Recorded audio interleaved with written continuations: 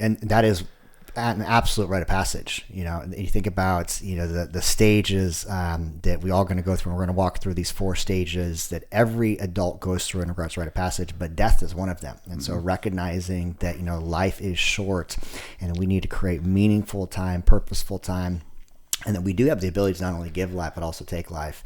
So I think that is such a beautiful part. But, just the conversation around Chris and his transformations last year, I think inspired this conversation around rite of passage. Yep, for sure. Love it. So let's walk these guys through our 4 stages. 4 stages of a high value man. Yep. So first and foremost, from a human standpoint, there are 4 stages of rites of passage, 4 rites of passage that everyone goes through. One is your birth. This is like your self-discovery, self-awareness stage.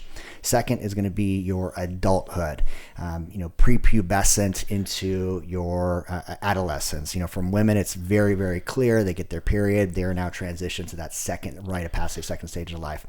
Boys don't have them. That's why it's so important, so necessary for you to be able to have a group of men, a tribe around you that will initiate that boy into manhood. But your second stage is adulthood. Third stage is marriage. This is where your singular life now becomes about someone else. And so you go from selfishness to service, and that's your season of marriage. And then the very last stage, the last rite of passage, is death. This is your legacy. This is your ability to influence, mentor, train other people. But it's the final rite of passage that we're all going to experience at some point. We all are born. We all step into, some of us step into adulthood. And, many of us, seek marriage as a rite of passage, but we're all going to die at some point. So these are the 4 stages.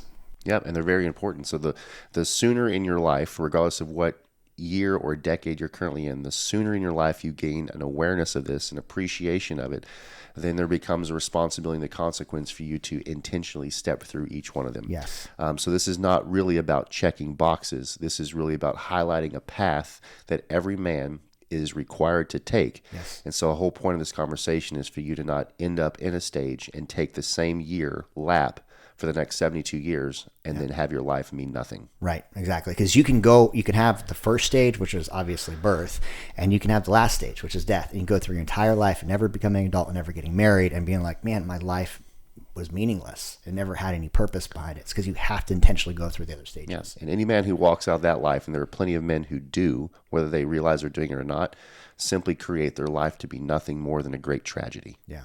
So we want our lives to be an impact. We need our lives to progress. We need to be an influence, a positivity. We need to open the door for others to step through.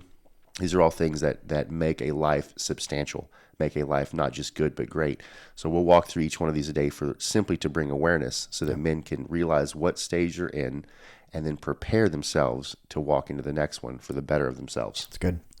So your first stage, which is birth, another way of looking at this is your self-discovery stage. Right. And so you're learning everything about what it takes to be you. This is a very selfish season. This is where you are, developing the skill sets, the understanding of just the very basics.